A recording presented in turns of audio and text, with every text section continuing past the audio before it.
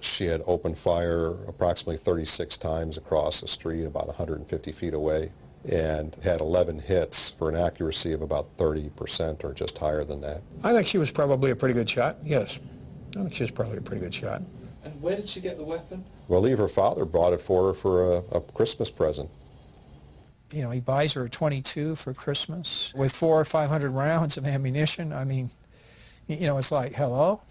But, you know, I sure am not one to blame someone else, you know, unless her father was covering her hand with his and making her pull the trigger. I'm blaming Brenda, no matter how weird her family was. Before the current parole hearing, the only insight offered by Brenda into the shooting came in the form of a brief but bizarre news interview she gave in 1993.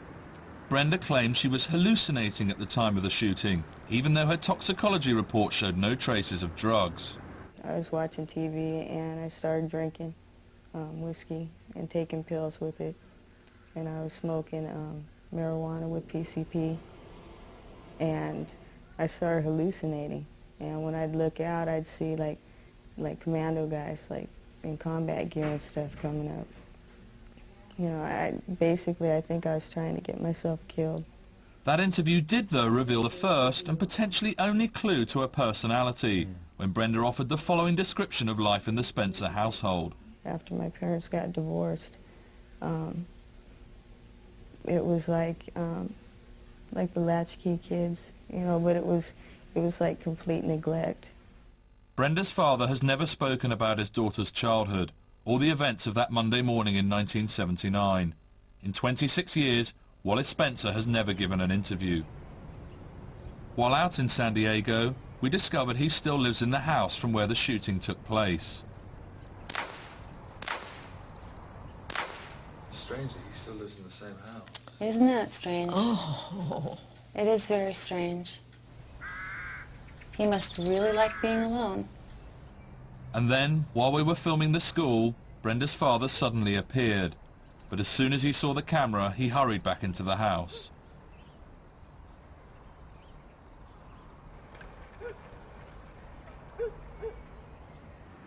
Brenda's defense team believes that away from the Spencer house, she has become a different person. In prison, she has proved herself a model inmate, and she even has a potential career for life on the outside. Do you think you're going to have trouble finding employment when you leave? No, I don't. Why not? Because I have marketable skills.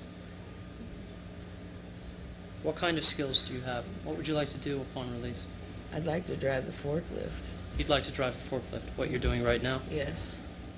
From the moment that she was taken away from that home, Miss Spencer has thrived. She spent the last 26 years of her life improving herself, not just to comply with the board's recommendations, but to gain marketable skills and to try to ensure her success once she is released. Well, the fact that she's done so well in the institution, I think, speaks volumes about her. If Brenda was an out-of-control, dangerous person, you know, you would have seen more evidence of that in the last 20 years.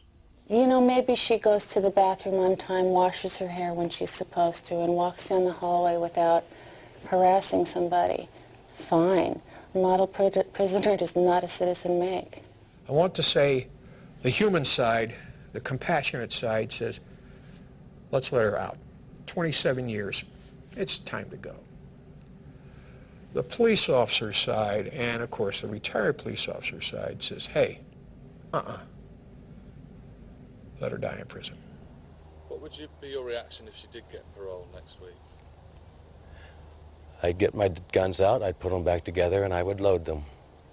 And I would start carrying a weapon again.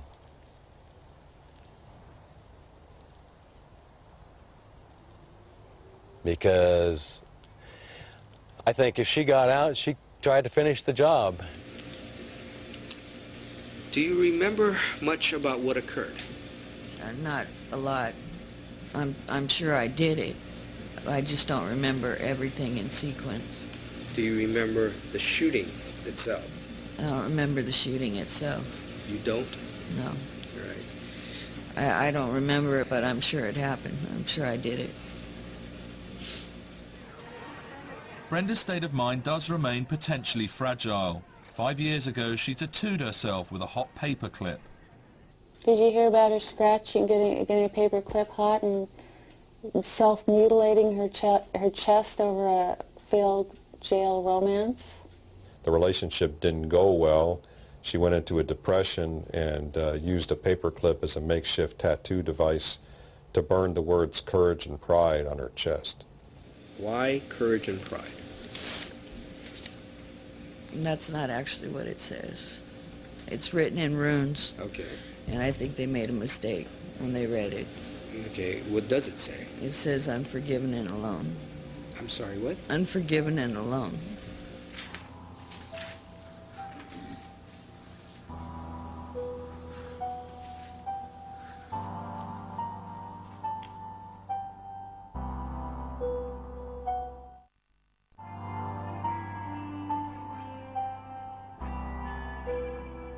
The only way of finding a way back to the 16-year-old girl who started shooting on that Monday morning in 1979 was to do what no one else had managed to do: speak to Brenda's father, Wallace Spencer.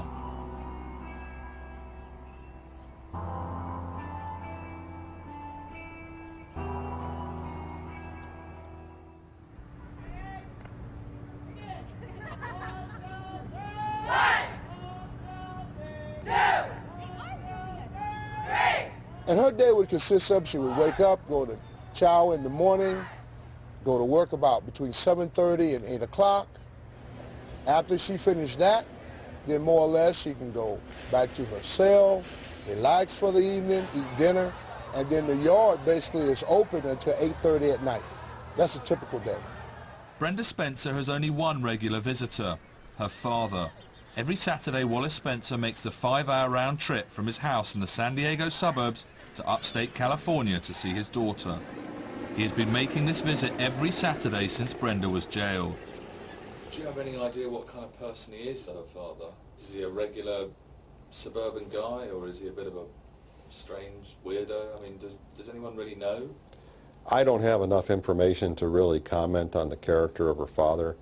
The only information I would have is she felt neglected by him and had accused him of sexual molest and forcing her to share a bedroom with him or a bed with him. I don't know whether or not those allegations are founded or not. These are just things that she has said. In 2001, Brenda Spencer suddenly and unexpectedly revealed that she had been sexually abused by her father. The claims were treated with skepticism. Why was she only talking about this now, over 20 years after the event? Neither of Brenda's parents have ever spoken about these abuse allegations. We now had a chance to ask her mother. You and Brenda's father, Wallace, got divorced? Yes, Is that correct? yes, in 1972. He was fooling around with other women. And he come home one night, asked me if he could leave for a year if I'd let him come back. And he'd already rented an apartment somewhere, and I just laughed. And a few days later, I filed for divorce. So why do you think he got custody of the children? It was in a time when the court system was swaying back and forth, and he got the two older ones to say that they wanted to stay with him. And then so they didn't want to split up the three, so he naturally got Brenda. Within a year of Brenda being jailed, her father remarried. Wallace Spencer's new wife, who quickly moved in with him, looked so like his daughter that some people thought Brenda Spencer had actually been released from prison. I can recall about a year after Brenda was committed, getting a call from one of the detectives wondering what Brenda was doing out. This girl looked very similar to, very much alike like Brenda. Sheila was her cellmate up at Juvenile Hall. And she was released to go to a halfway house. And she went to it, but she ran away from it and went